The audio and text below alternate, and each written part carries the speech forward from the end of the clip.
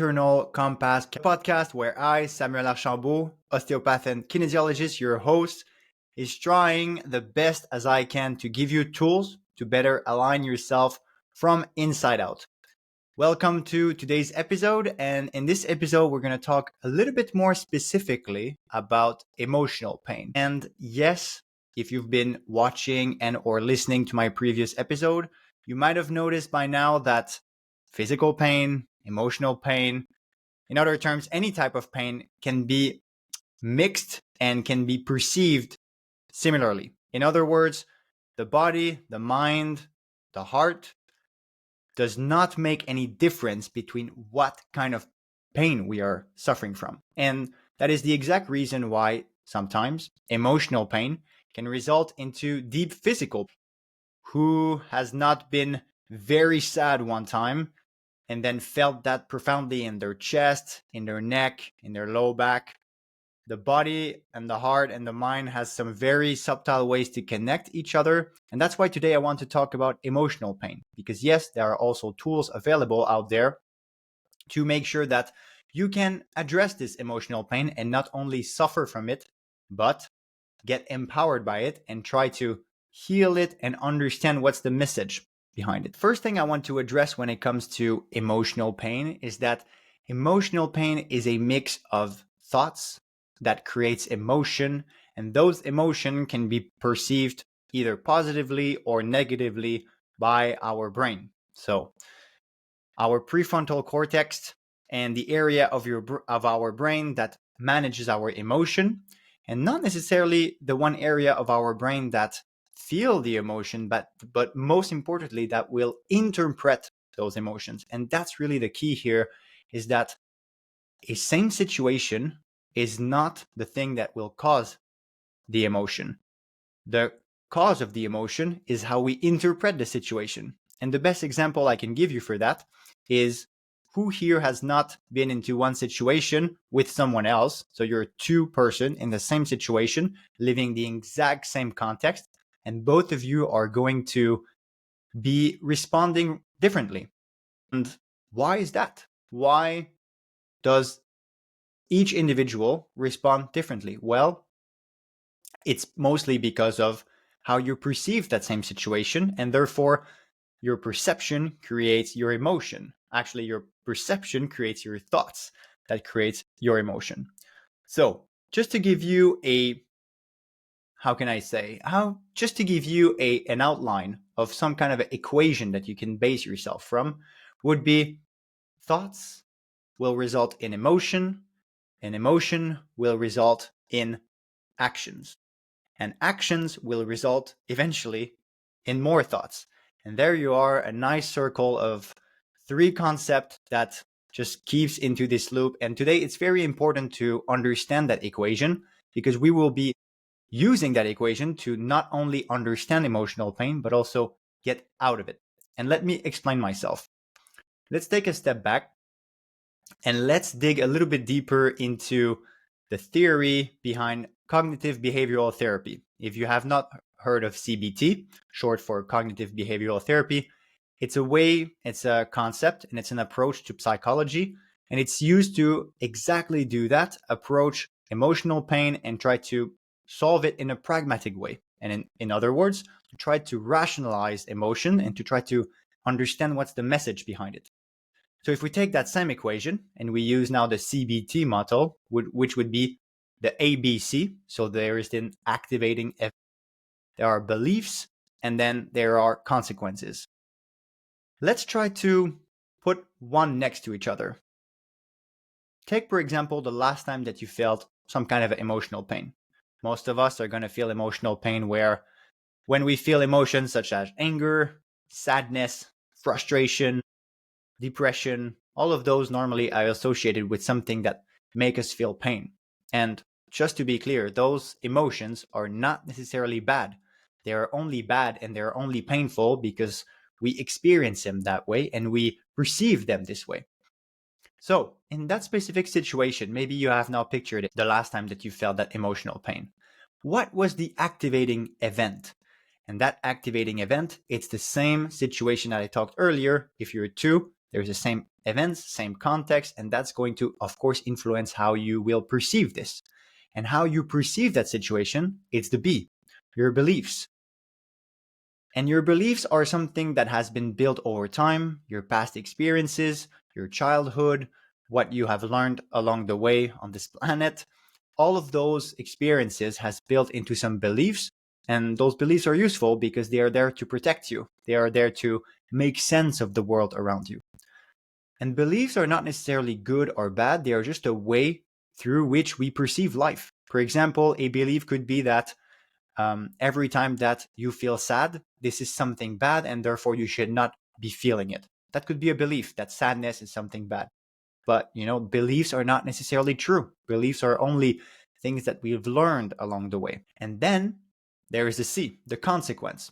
So, of course, that beliefs around the activating event. So, for example, I got to break up. Therefore, I will feel sad. That sadness, I perceive it as something negative. I don't want to feel it.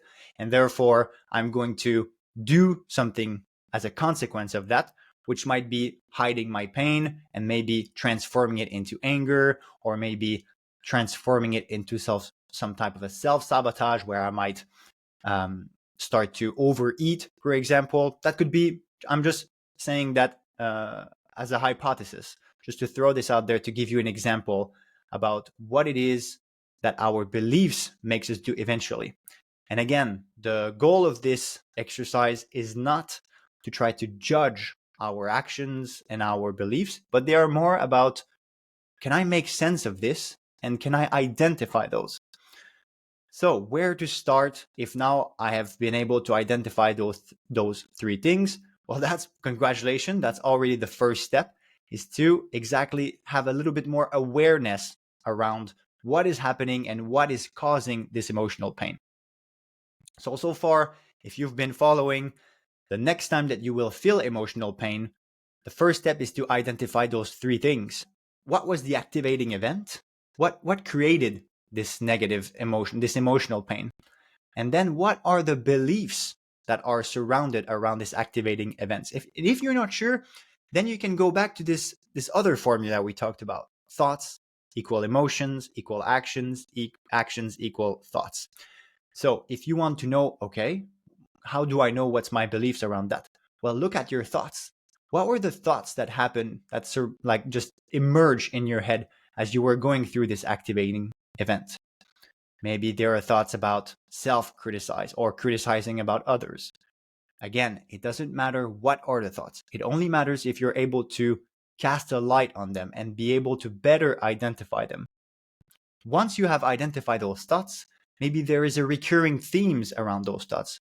Maybe after few of that same type of situation happening at different times in the week and the month, maybe now you are starting to recognize some kind of a pattern. And that's why dealing with emotional pain is not something that you will automatically do in quick seconds, right? It's a process that you'll be able to build over time.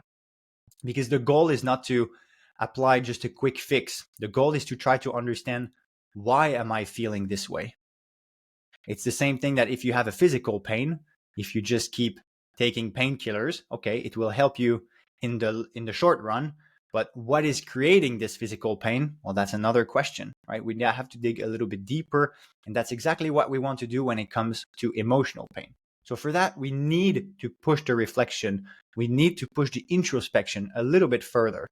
Activating events, and then the consequence. And what did that activating event and what did that belief and emotion inside of me, what did that made me do? And that's important, because being able to analyze and to identify your actions, this is going to give you a sense of empowerment, a sense of control, because that's what I want to give you as a tool at the end of this episode, is to hopefully show you and demonstrate you that yes, you have control over that emotional pain, and you should not be a victim of what happens surrounding you, of all of what happens from life to you, because you can manage and you can change your perspective around what is happening around you, and therefore how you decide to see that. But for this, you need awareness. And that's why you need to figure out the A, B, and C of each of those different events that are triggering you and that are creating you this pain. Come back to our first equation about action equal thoughts equal emotion, that circle. Let's go back to first the emotion. Another way to approach this, right? If you have done the A, B, and C, and now you have been able to identify all of them, and therefore just the fact that you identify them will help you change the beliefs and therefore change how you see the same activating events, and therefore will change how you feel. Another way to see this, if this is not really concrete for you, is that next time that you feel an emotion, the first step is to pinpoint exactly what is that emotion. In the show note of that episode, I will put a link also to a diagram. And that diagram is going to help you, hopefully, to identify exactly what is the emotion that you're feeling. And it's important to put words into it, because the better you're able to identify that specific emotion, then the better you'll be able to, therefore, understand where it's coming from and why you're feeling that specific emotion. Being able to understand that emotion will automatically let it out of your body, and therefore you're not going to feel that emotional pain anymore, or at least you're going to be on the way to feeling that emotional pain a little bit less. Let's put it like this. So, identification of the emotion. Second step is to identify, okay, now I know a little bit more about my emotion. Then I need to understand what were the thoughts before that created that emotion. So, example, in the same case study we've been using so far, which is I get a breakup and therefore I'm feeling sadness. Well, before I feel sadness, then what was behind this? And of course, you might say straight to the point, hey, I got dumped, so yeah, that's why I feel sadness. But is that really? Take a time to reflect on what were your thoughts around the breakup. Was it that the reflection around it was that it was something negative? Was it that what you were not deserving of love? What were the thoughts, and therefore what were the beliefs around it? So now you see the connection between the ABC and the thoughts, emotion, and action type of a circuit that we've been playing for. There are two ways of approaching the same issue and to try to dig a little bit deeper. So when you can identify the thoughts, and then you have also identified the emotions, then of course you can see, okay, what's the action I'm taking to try to compensate with that emotion? What does that emotion make me do? And the cool thing about this is that, yes, there is this third link of action back, because that's one way that you can also deal with that emotion, is that what are you going to do about it? Changing the action into which we materialize that emotion, that's a really good way to change this emotional pain. A good example of that is that if you feel sadness, there are two ways to address this. One is to cry forever and isolate yourself and maybe, indulge into some self-sabotaging, such as eating too much, drinking alcohol, using medications or drugs. Right? This is one way to do it. But then you have another way to do it, which would be using your sadness as energy for exercise, trying to be nice to yourself, maybe take part into some meditation, connect with some friends. By changing the action at the end, you will change the thoughts that you have around that emotion. And guess what? Those thoughts are creating that emotion. So if you can change your action, this is what you have control on. Then, therefore, you can have control over your thoughts.